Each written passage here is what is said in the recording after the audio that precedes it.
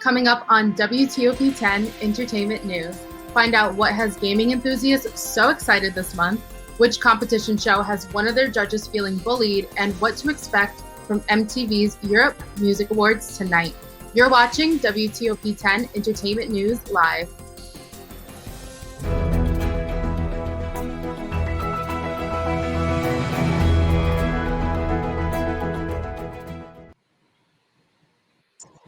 Welcome to WTOP 10 Sunday Night Entertainment News. I'm your host, Adriana Lowe, and tonight I'm joined by my wonderful panelists, Carson Bruner and Caroline Evans.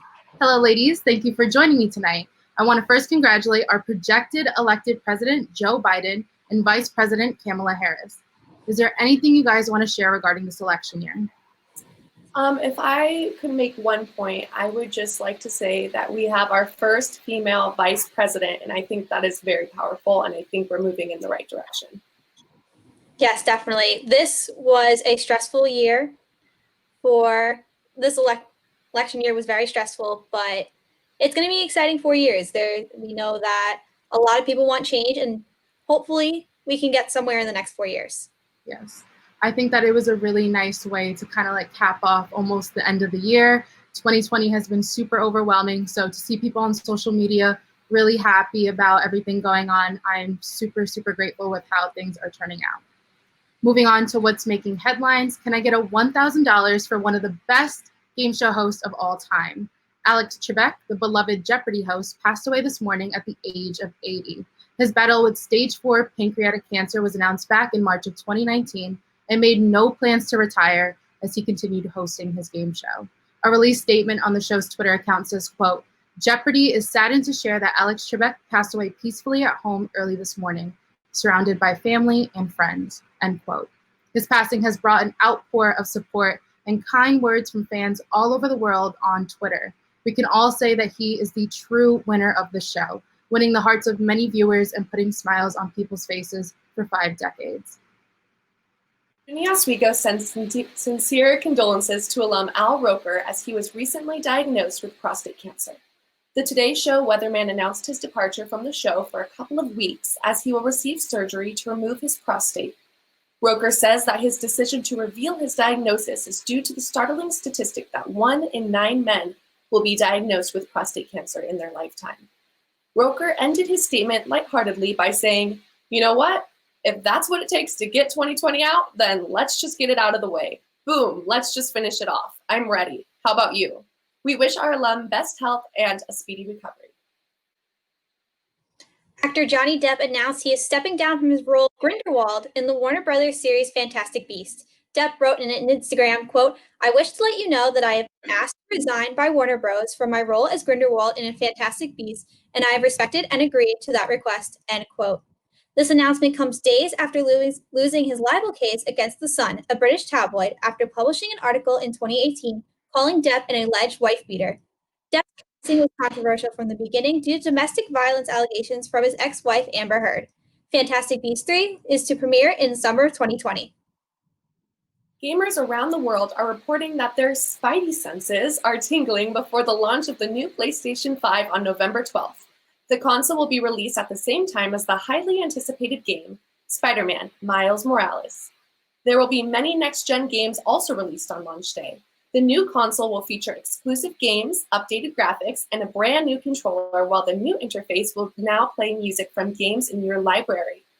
The new console comes 7 years after the release of the PlayStation 4, and with great power comes great responsibility. The stars are not aligning for Dancing with the Stars host CARRIE and INABA, as she has been getting bullied for the way she critiques contestants on the show. While on TV show The Talk, INABA said viewers accused her of being too harsh to contestants Caitlin Bristow and pro dancer Arna Shavintsev. While on The Talk, INABA stated, quote, "I still get bullied. Right about this time is when people start to bully me because of the way I judge people. I can't believe it still happens as adults," end quote. INABA also stated that these bullies will not change the way she judges her contestants. If you wish upon a star, a certain galaxy isn't so far, far away. Disney and LEGO teamed up to release a LEGO Star Wars holiday special that will premiere November 17th on Disney+. The recently released trailer shows Rey, a tough female scavenger who is drawn by the Force, as she is given the opportunity to visit several points on the Star Wars timeline. Christmas joy will surely be spread as her adventures will bring cameos from beloved Star Wars characters such as Yoda and Darth Vader. Many fans would agree with Yoda when he says, "A time of joy this is." Award shows are coming back to television as the 2020 MTV Year of Music Awards take place tonight. This night will be full of performances from David Guetta, Doja Cat, Sam Smith, and many more, as well as being hosted by the British girl group Little Mix. Leading the nomination leaderboard was Lady Gaga with 7 nominations, but closely behind was Dua Lipa with 4 and Cardi B with 3. You can catch the EMAs on any of the MTV channels as well as the MTV website. Ladies, for recapping what's making headlines this week. Coming up later tonight, find out why Ariana Grande is saying thank you next to several TikTok stars, what is going down in Bachelorette history, and which 2 artists are bringing back the past with some extra splash in a new mashup. But first, our Storm Team 10 meteorologist, Dan Maslowski, gives us a look at this week's forecast. Thanks, guys. I wanted to go over some of the weather highlights that we're going to be experiencing for the week ahead and looking ahead. Now, a question that's on the minds of many is how long will this warm weather last? Well, we have an interesting term that describes this abnormally warm weather that we've been experiencing these past several days. And I'm going to go over that after the break, as well as the Veterans Day forecast. So are we going to continue to have this fair weather for Veterans Day, or will we get precipitation? As well as showers next week. Yes, we will have showers next week.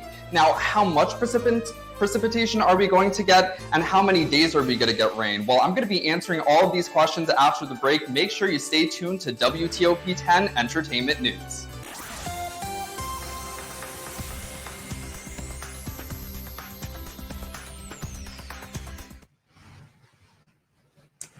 Good evening. I'm meteorologist Danny Maslowski here with your checking on the weather. Now, I wanted to start off with a beautiful photo that I took today over Lake Ontario. Now, I went to Sterling Nature Preserve, and you can see beautifully clear skies. We don't even have a cloud in the sky, although we do have a little bit of haze over the horizon of Lake Ontario. And in terms of winds, we pretty much had calm winds, some areas with light winds, and we could see this prevalent with the waves over Lake Ontario. We don't really have any waves at all, so it was definitely a really beautiful day to go outside, take a towel, lay it over the beach, and absorb those rays of sunlight.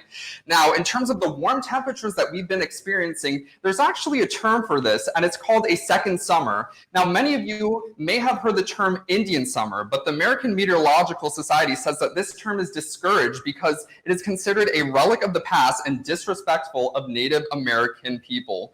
Now, the recommended term that they want you to use is second summer. Now, what does this actually mean? Second summer is a period of abnormally warm weather that occurs in mid to late autumn and after the first frost. Now, we don't have warm temperatures right now because we are in the late evening hours. So we could see right now over Oswego, we are at 47 degrees. But look, we had a little bit down south near Syracuse, and we're at 56 degrees. So close to a 10-degree difference. Near Rochester and Geneseo, we're in the low to mid 50s. And if we head up north near the Tug Hill Plateau, we're at 43.4 degrees Fahrenheit. So these temperatures are varying, but what isn't varying is the precipitation that we're going to get. We could see it's pretty much clear over all of New York State tonight into tomorrow. Then tomorrow as well, we will have those clear skies. And in terms of 2-day precipitation totals, I outlined this area along the coast of Lake Ontario where we don't have any precipitation at all. And even some of the models that are picking up a little bit of scattered precipitation in and around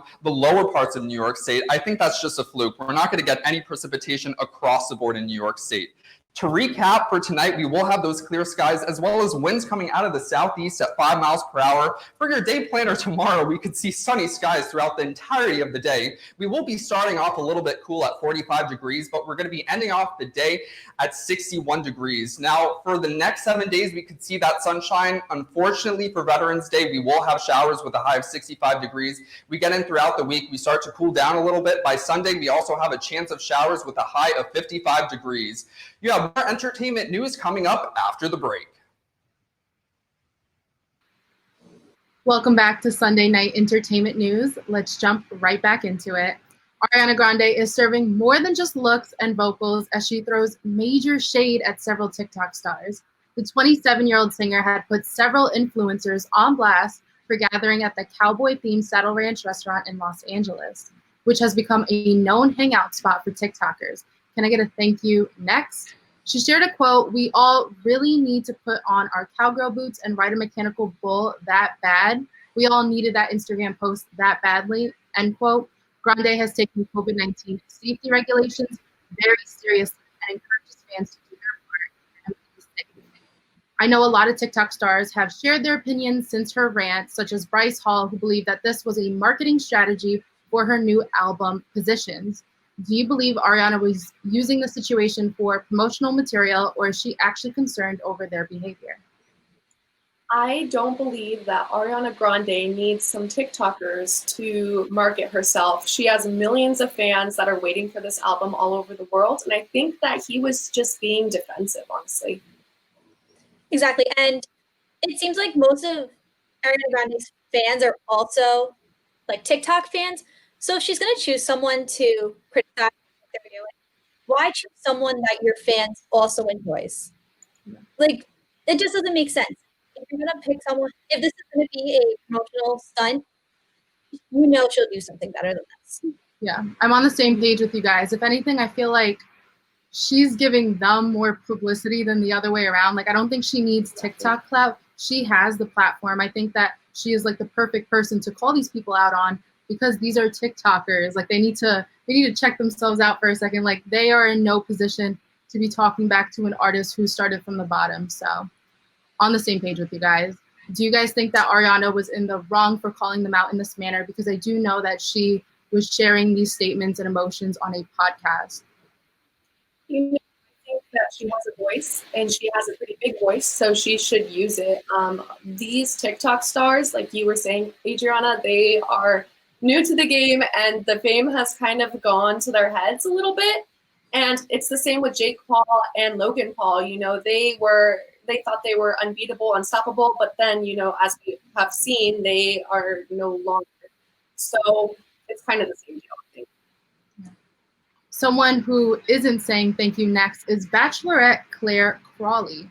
As she stopped asking her contenders to accept her roses, Crawley decided to accept a proposal from contestant Dale Moss after only knowing him for 2 weeks. She is the first Bachelorette in history of the show to not finish her season. The franchise decided to keep the remaining men and bring in Tayshia Adams from Colton Underwood's season of The Bachelor, making her the second African-American Bachelorette in history of the show. Fans are excited to watch Tayshia's journey to find love, as she is a huge fan favorite of The Bachelor and the franchise's hit summer show, Bachelor in Paradise. What are your guys' thoughts on Claire not following the format of the show? I feel like this doesn't surprise me. When they announced she was going to be the Bachelorette, I feel like it was full of drama. So many weird things were happening, like about her and the Bachelor's choice to choose her. So honestly, it just doesn't surprise me. I feel like she's full of drama, and I'm not shocked. I think that she is older, you know, than the average Bachelorette. And so for her, I think she really was going into it to find love. A lot of these people going on the show now are going on for followers, for fame. And I think for her, she just really didn't care. She found the guy she liked and she's out of there. Yeah. When I first heard the news, I initially thought that this was a marketing strategy, because this is the first time that someone has actually cut the show that short. And she has such a big personality. I've seen it all over social media, just like little clips and bits. Like, you don't even need to watch the show to kind of get the gist of what's going on and how she kind of plays her game. And, you know, she likes her attention. So I think that this was a very smart, like, marketing strategy for the show, but also at the end of the day, I kind of expected Claire not to follow the regular format of it, because she is very different from other contestants. So, in other news, looks like Honey Boo Boo's mom paid for an even bigger boo-boo. The TLC star, Mama June, has gone under the knife again. She revealed her new look after spending $15,000 on chin and neck liposuction. But that's not all. June has also spent $40,000 on a full set of veneers since her teeth have deteriorated from her past drug habits. After getting candid about her drug addiction, she is determined to keep her life on track and continue better habits in her new body. What are your feelings on this new look that Mama June is giving us? You know, I think if it's what makes her feel good and it's what makes her feel confident, then go for it. If you have the money to do that, do your thing, girl. Exactly. If this is what's going to make her happy, go for it, do whatever you want. If it's going to make her happy in the end, so that's what happened. And her teeth look stunning. I just saw a picture of them. Yes. They look amazing. Yes, pearly whites. I think, yeah, I think that she looks absolutely beautiful from, you know, obviously we have seen her in the past where they didn't have the best eating habits. So I think that the fact that she has the money now and is able to invest in her new body, by all means, it's her body, it's her choice. She can do what she wants with it. I think that especially when you're in the spotlight, there's so much pressure to look a certain way. So I'm happy that she's happy with what she has. So that's good news on her end. Now, there's also been a lot of controversy on how Mama June was able to afford all this money on her surgeries. So what are your thoughts on her investments made? I don't know what's in her bank account. I don't think anybody really does except for her. I'm hoping that she's making the right decisions for herself that she should be making. I know she has children. I am not going to judge her, but I just hope that she's making the right financial decisions for herself and for her family. Yes, and I assume that a lot of money was brought in from Towels and Tiaras, and that she did Mama June from Not to Hot. That probably brought in a lot of money. So if they're in the right financial mindset, go for it. Yes. In other news, Tamera Mowry Housley is paying tribute to her niece, Alana Housley, who passed away during a mass shooting at Borderline Grill and Bar in Thousand Oaks, California, 2 years ago. The actress posted on Instagram Saturday night a video of Alana with the caption, quote, "There are days I loop my live photos just to get a glimpse of you. Your spirit, your smile, your kindness. 2 years without you, it still hurts. I miss my Lele. The kids still talk about you and know you are their angel. I'll never forget," end quote. A foundation called Alana's Voice started after her passing to inspire hope and kindness in our communities through education, music, and mental health initiatives. What were your initial reactions to Tamera's post? It was honestly very sad to see, but you can tell that they really do miss her. You know that Alana is very loved. So even though it was sad to see, it's very nice to show that even 2 years later, she's still loved. Yeah, and I think I also think that, you know, it's very hard to be open about certain passings. And I think that this was one that was all over the media, and it, you know, in the media, things kind of get brushed by very quickly, you know, it's on to the next story. So I think that her having this moment and taking it all in and sharing that with everyone was very raw and beautiful. And I do commend her for being so open about this situation. Yeah, I was going to say, I think that her using her platform to spread awareness about how these decisions that people make still affect. I mean, you know, it's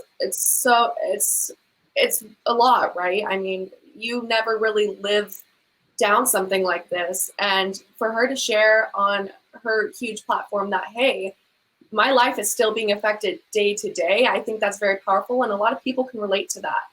Yeah. Do you think that the situation was too personal or appropriate to share on her social media platform with the recognition that she does have? I don't think it was too personal. Like we've said, this can happen to a lot of people. A lot of people have dealt with this. And I think maybe it'll help other people, like maybe not find closure, but it helps to see that Tamera is also going through something like this. So I think it's nice to see. I don't think it's too personal. I agree. In other news, now it's really a party in the USA as Miley Cyrus and Stevie Nicks teamed up for an epic mashup.